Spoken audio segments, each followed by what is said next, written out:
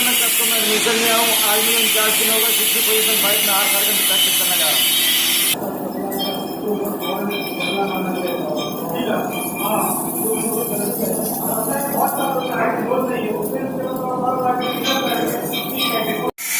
मैं 6 पोजीशन मार करके से प्रैक्टिस कर रखा हूँ सर अपने बेसिस ट्रिप पे।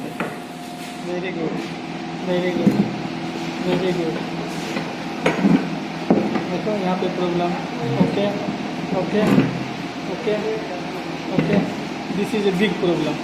ये आपका टॉप है। टॉप है सर। हाँ, ये टॉप को कंट्रोल करना है, नहीं कीजिएगा कि बहुत प्रॉब्लम होगा, समझे। रूट ओके है, यहाँ पे आके लेबलिंग कर दिया सब गैप कम हो गया। बिल्कुल पेपर नहीं डाला था, पेपर डाला था। हाँ, तो यही तो गलती करेगा तो फिर उसका कोई दवा नहीं है मेरे पास। गैप का मैं बार बार बोलता हूँ कि इधर टाका है, इधर टाका है, ठीक 2 टाका हो गया ना, एक तीसरा टाका इधर लगा रहे हैं। तो ये टाका दोनों जो हो रहा है ना, उधर डालना है। पेपर डालेंगे कभी कम नहीं होगा।